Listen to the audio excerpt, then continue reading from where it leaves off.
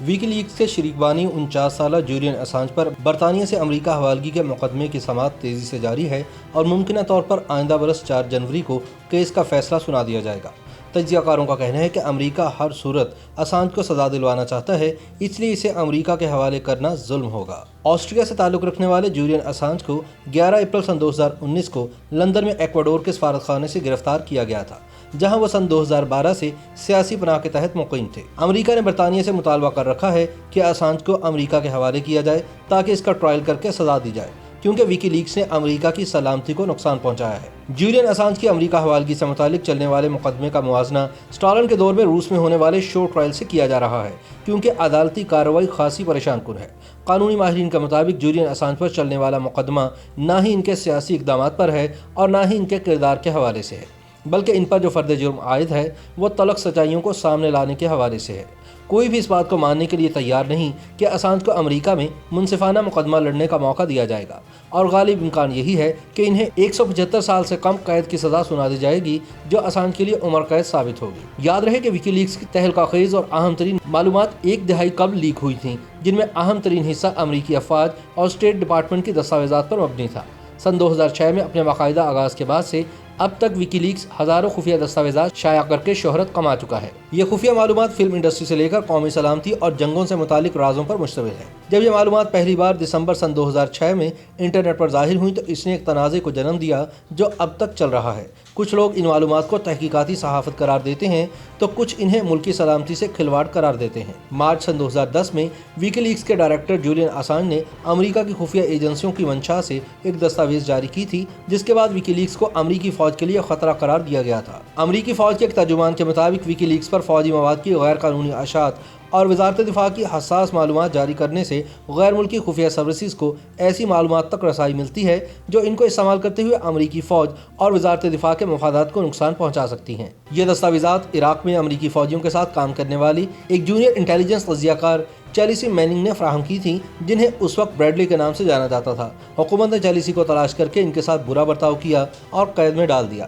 بعد میں امریکی صدر باراک اوباما نے انہیں معافی دے دی تھی، لیکن انہیں صدر ڈونلڈ ٹرمپ کے دور میں ایک بار پھر گرفتار کر لیا گیا تھا، جب انہوں نے جولین اسانج کے خلاف گواہی دینے سے انکار کر دیا تھا، اور اب ان کی رہائی گزشتہ مارچ کے مہینے میں ہوئی ہے۔ جولین اسانج پر ابتدائی الزام یہ تھا کہ انہوں نے پینٹاگون کے کمپیوٹر کو ہیک کرنے کی کوشش کی، جس کا پاس ورڈ چیلسی میننگ نے فراہم کیا تھا۔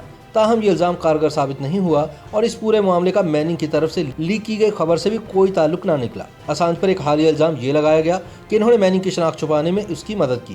یہ الزام بھی کارگر نہ رہا، کیونکہ یہ ایک صحافی کی ذمہ داری ہے کہ وہ اپنے ذرائع کی شناخت کو پوشیدہ رکھے۔ 20ویں صدی میں خبریں فراہم کرنے سے متعلق اہم ترین نام ڈیپ تھروٹ کی شناخت کئی دہائیوں تک پوشیدہ رہی تھی۔ اسانج پر لگائے جانے والے مضحکہ خیز الزامات میں سے ایک الزام یہ بھی تھا کہ وہ سازش کر کے میننگ یا دوسرے ذرائع سے معلومات حاصل کرتے رہے، حالانکہ تفتیشی صحافت کا بنیادی عنصر ہے۔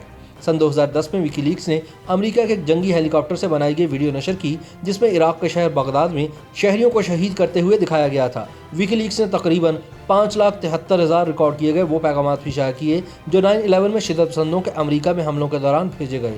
ویکی لیکس نے ہزاروں وہ ای میلز بھی شائع کیں جو سن 2016 میں سابق صدارتی امیدوار ہلری کلنٹن کی الیکشن مہم کے سربراہ جان پوڈیسٹا کے اکاؤنٹ سے ہیک کی گئی تھیں۔ سن 2015 میں ویکی لیکس نے 1,70,000 ای میلز اور 20,000 ایسی دستاویزات شائع کر دیں جو فلم اسٹوڈیو سونی پکچر سے چرائی گئی تھیں۔ اس کمپنی کو شمالی کوریا پر بنائی گئی فلم دی انٹرویو کے ریلیز سے چند ہفتوں قبل سائبر حملے کا سامنا کرنا پڑا تھا۔ ویکی لیکس نے متعدد ممتاز اخبارات کے ساتھ شراکت داری کی، جن میں یہ اخبار بھی شامل تھا، تاکہ حاصل کیے گئے دستاویزات کی چھان پھٹک کی جا سکے، لیکن وقت کے ساتھ ساتھ ان میں سے کچھ اخبارات کے ساتھ اس کی شراکت داری کمزور ہوتی گئی۔ گارڈین اور نیو یارک ٹائمز اسانج کو امریکہ حوالگی کی مخالفت تو کرتے ہیں، لیکن وہ اسانج کی مکمل حمایت سے ہچکچا رہے ہیں۔ سویڈن کی طرف سے لگنے والے زیادتی کے الزامات اگرچہ باضابطہ طور پر عائد نہیں کیے گئے، لیکن اس کے باوجود اسانج کے کردار پر سوال اٹھاتے ہیں۔ اس وقت تفتیش کے لیے سویڈن حوالگی کے خلاف اسانج کی ہچکچاہٹ پر بھی اخلاقی اعتبار سے سوال اٹھائے جا رہے تھے، اور اس دلیل کو بھی کوئی خاص پذیرائی نہیں ملی تھی کہ انہیں امریکہ حوالگی کے خطرے کا سامنا ہے۔ اگر اس وقت کے حالات کا جائزہ لیا جائے تو یہ خطرات درست بھی تھے۔ اس وقت کئی قدآور امریکی شخصیات یہ کہہ رہی تھیں کہ آخر اسانج کو قتل کیوں نہیں کروایا جا سکتا۔ इन शख्सियात में डोनाल्ड ट्रंप भी शामिल थे, लेकिन कुछ वर्षों बाद उनके ख्यालात तब्दील हो गए। बल्कि जब विकीलीक्स की जानिब से सन 2016 में ट्रंप की मुखालिफ सदारती उम्मीदवार हिलरी क्लिंटन की डेमोक्रेटिक नेशनल कमेटी की ईमेल्स मंजरेआम पर लाई गईं, तो ट्रंप ने खुलकर कहा कि मुझे विकीलीक्स पसंद है। याद रहे कि इन ईमेल्स के सामने आने से हिलरी की साख को शदीद नुकसान पहुंचा था। ट्रंप की इंतखाबी मुहिम और विकीलीक्स के दरमियान रवाबित के सबूतों ने बाएं बाजू के लिबरल तबके को असांज से मजीद दूर कर दिया। लेकिन हैरान कुन तौर पर ओबामा इंतजामिया ने तो असांज के खिलाफ कोई बाज़ाब्ता कार्रवाई न करने का फैसला किया, लेकिन ट्रंप इंतजामिया ने असांज के खिलाफ बहुत तेज़ी से कार्रवाई की।